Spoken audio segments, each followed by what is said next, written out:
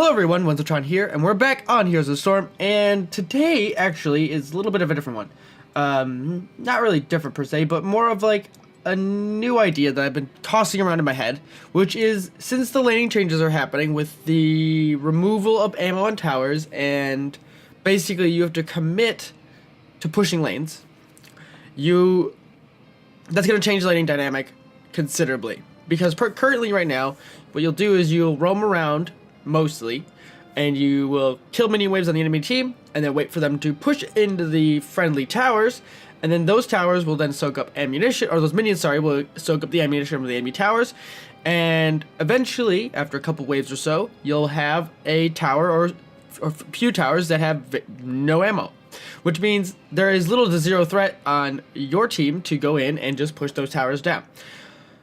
But with the ammo going away and the minions get a little bit of a buff, this means you have to kill a wave, push in with your minion wave to get some damage, and then they die, and then you have to keep doing this and slowly but surely whittle down the fort. So that's been me trying to figure out who's going to be stronger in the lane now.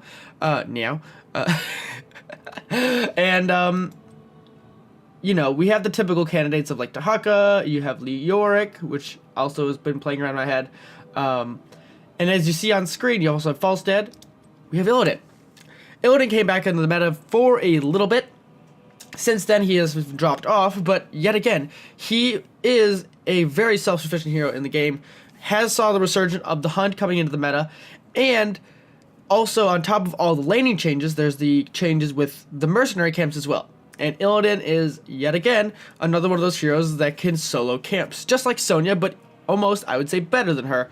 So, with that, we're going to have a video for Illidan. Basically, this hero is going to be the all-arounder. I think Illidan can basically fill any sort of role you need him to. He can be like a pseudo-second take if you go meta.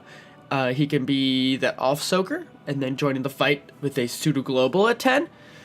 If you go hunt, and then he can also be your jungler by taking camps and focus on mercenaries as well, also taking very little damage in the process. So with that, we're gonna jump into an Illidan game, everybody. So thank you all for joining me, and let me know what you think about Illidan, and also let me know about what you think about the laning changes, because I'm gonna be doing a couple videos here, theory crafting who I think is gonna be stronger in the lane than was previously, or who's going to see more prominence coming forward.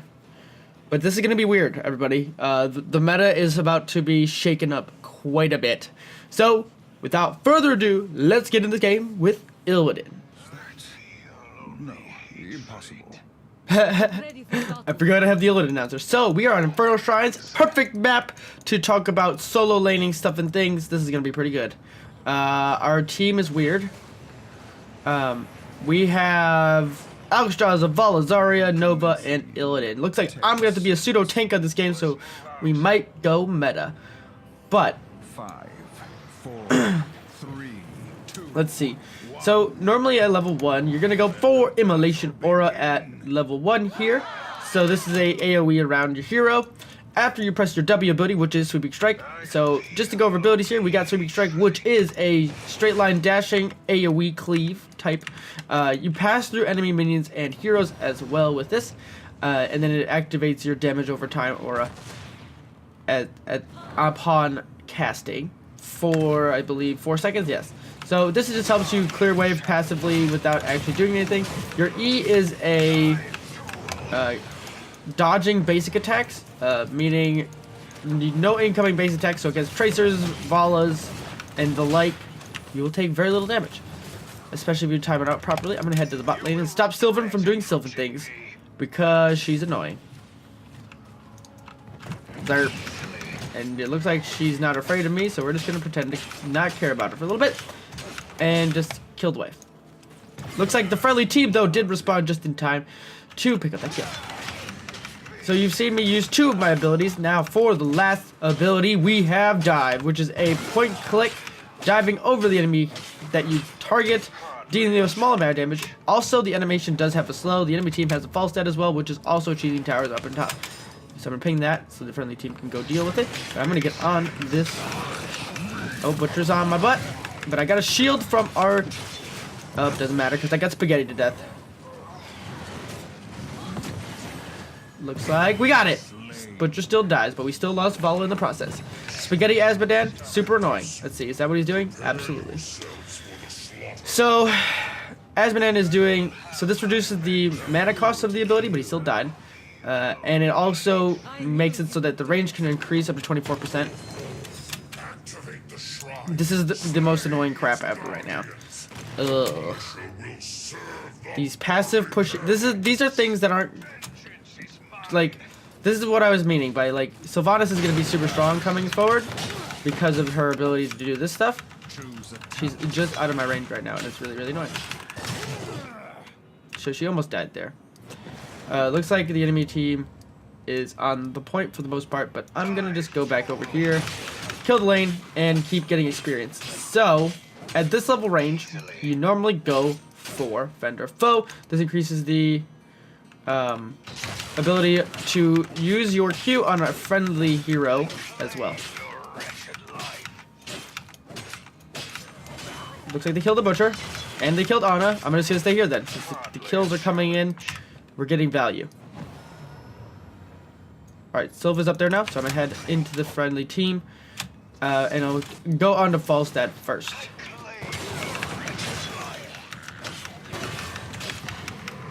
Okay. He decides not to attack me, so that's fine. Gonna dive on Azmodan, and there's a kill. Vala is going in. He's gonna get a Q, and there's a Sylvan.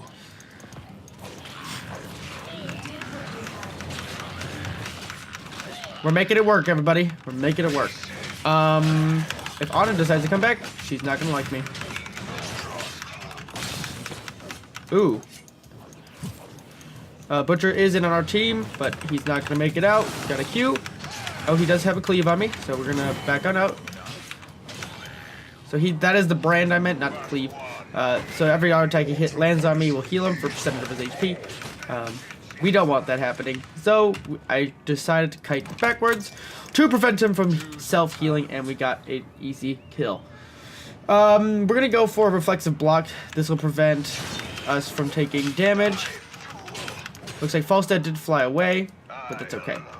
I'm not really worrying about getting a kill here. I just wanted to be able to... Wow. Alexstrasza has completed her fire buffet quest. Yes, I meant to say buffet.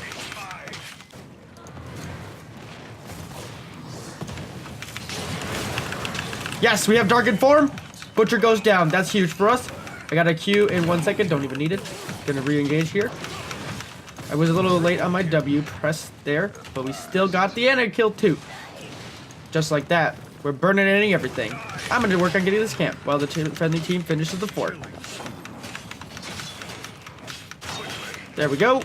And first camp of the game taken. Head to the bot lane, get that camp, and then rotate back onto our side of the map for the other camp. Falstad barrel rolled out. I'm not going to chase it because don't need to.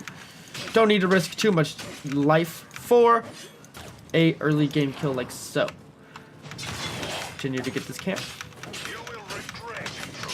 So what I've noticed is that you can really use your cooldowns on Illidan to take camps rather effectively, weaving your Q, W, and E around to minimize damage you take, and also minimizing Falstad is getting this.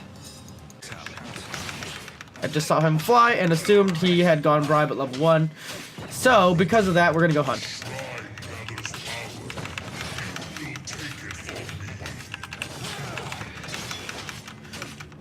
It honestly is one of the most enjoyable things to do is to take camps on Illidan in this game.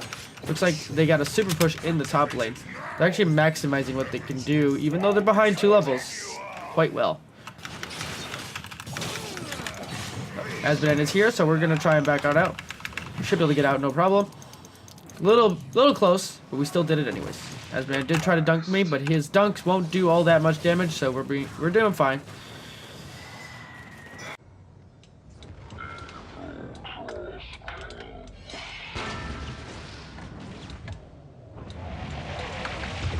Ooh, good play by Falstad there. Good play. I'm gonna probably hunt in here because he's out of mana. So there's a range of hunt. It's quite large, and whoop! Hey Falstad, you're out of mana, little buddy. Yeah, good job. Mana management is key, everybody. There you go. Also, Illidan, once he gets on a target and you don't have an escape ready, you're basically a goner. It's just how it works. Unfortunately for you, I do have to mention, though, Hunt has had its cooldown increased to 100 seconds compared to, I think it was 60 or 80 before. Illidan's trait, though, is that your basic attacks heal you for 30% of your damage you deal, and you also get a built-in battle momentum. So you're really able to reduce cooldowns drastically. Falstad just went after Vala. Gonna ping, I have Hunt. I should have pushed out that lane one more time, just to try and get an XP advantage.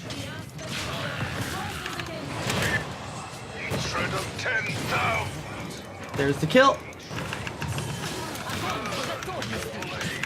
They have 31. And there goes Azmodan. And we got a talent, level 16, marked for death. So this is every time you kill a minion, or an enemy rather, you get bonus damage of 337 right here, within 10 seconds. This is very easy to do, especially if you're engaging with your Q on the same target and you're chasing someone down. Body blocking there. You saw that my Q, or my W, allowed me to get in front.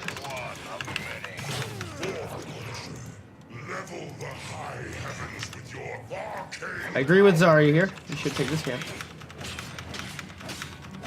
Falstad did make it to the top lane just in time to kill the camp, but Sylvan has fallen, so that's really good for us to be able to snowball this push a little bit more. And it is an arcane punisher, so this will help us get a bigger push going on in the bot lane here.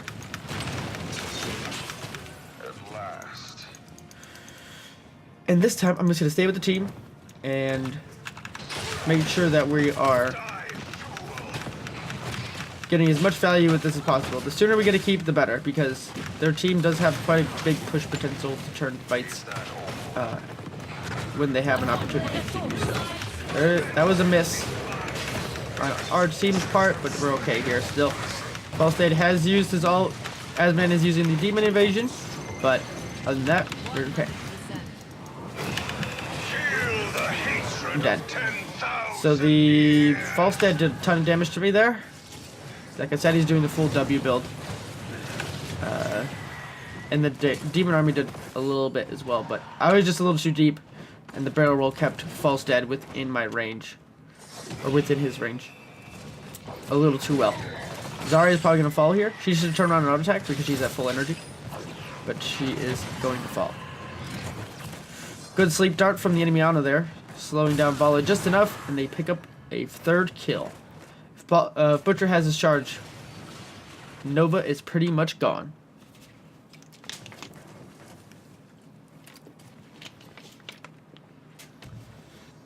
So I'm up in 2 seconds, and oh, Nova with the kill? No, just barely missing it. I think she's being spaghettied, but she barely gets out of the way, and we're okay. We don't lose a keep today. Whew! We made it work. Demon Army's back down though. Ana is now all alone. Azmodan is stuck behind enemy lines. And that is 4 out of 5 team members wiped for the enemy team.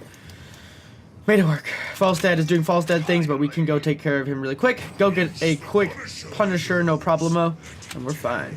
Falstad's trying to leave. He looks like he did get Tailwind at level 16, so he does have increased mobility.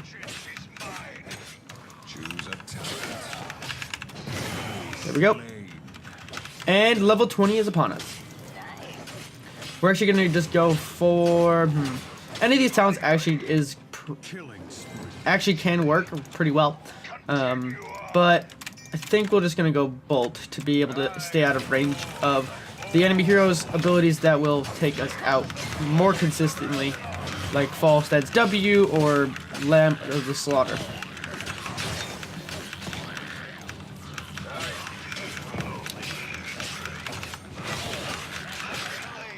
Okay, the enemy team is almost fully back.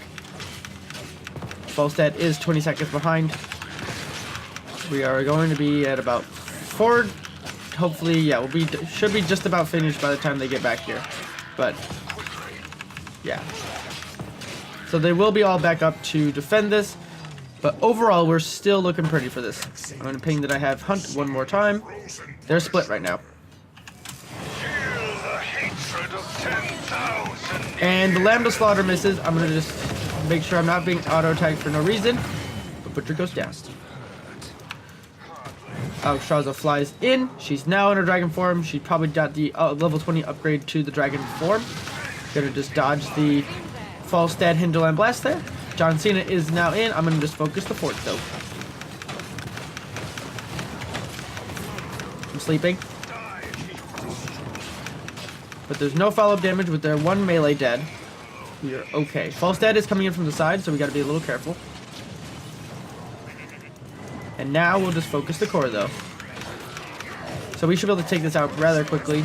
As you can see, Alexstrasza has been in dragon form since this push started, basically. It's pretty ridiculous. And there we go. GG's, everybody. GG's. Very nicely played. Well, everyone, this is the Illidan game. We were nothing spectacular or stat-wise or anything like that. We only died 3 times in this game. Got 8 of the kills, which is pretty much what our team did in the entire game, for the most part.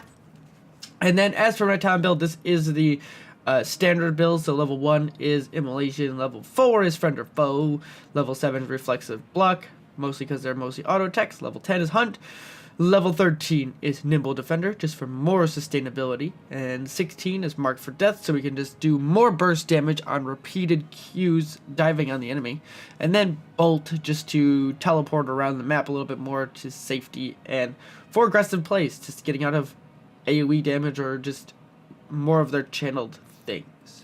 Thank you all for joining me in this one, everybody. This is actually a really fun one, and I think Illidan is still in a pretty solid spot. There are a few heroes like Brightwing and stuff that do counter him pretty hard, so that is to note. He does have the one weakness is that if you're not attacking, you're not sustaining, which means he can get blown up quite hard if there is lots of CC. As you saw, their team didn't have like point and click CC as much, so it made it a little rough for them to control my movements around the map. But even still, if that is the case, you can just go around the map, go get camps, put pressure in other ways. He's very much a choose-your-adventure type hero. So, let me know what you guys think of Illidan. I think he's going to be really strong coming forward. He still is really strong right now, but with the newer changes coming, watch out, is what I'm going to say. So, thank you all for joining me one more time, and I'll see you in the next one.